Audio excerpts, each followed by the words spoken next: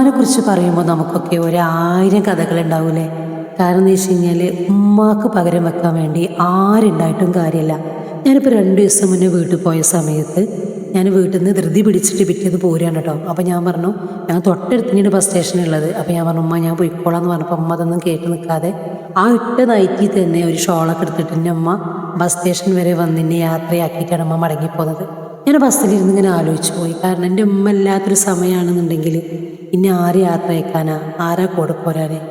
അപ്പോൾ പകരം കൊടുക്കാൻ നമുക്ക് എത്ര കൊടുത്താലും തികയാത്തതും കടമകൾ ചെയ്താലും തികയാത്തതുമായിട്ടുള്ള ആളുകളാണ് ഉമ്മയും ഉപ്പയൊക്കെ. അപ്പോൾ ഉമ്മാനെ കുറിച്ചുള്ള 2 വരിയാണ്. ഇഷ്ടമായെങ്കിൽ കമൻസ് അറിയിക്കണം കേട്ടോ.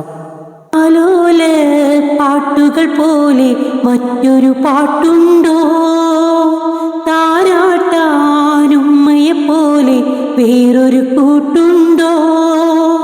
താലോല പാട്ടുകൾ പോലെ മറ്റൊരു പാട്ടുണ്ടോ, താരാട്ടാനുമ്മയെ പോലെ വേറൊരു കൂട്ടുണ്ടോ. ഉമ്മാന്റെ മടിത്തട്ട് സ്വർഗീയ പൂന്തട്ട്, ഉമ്മാന്റെ മടിത്തട്ട് സ്വർഗീയ പൂന്തട്ട്. സ്നേഹക്കാവാണ് ഉമ്മ, സഹനത്തണലാണ്.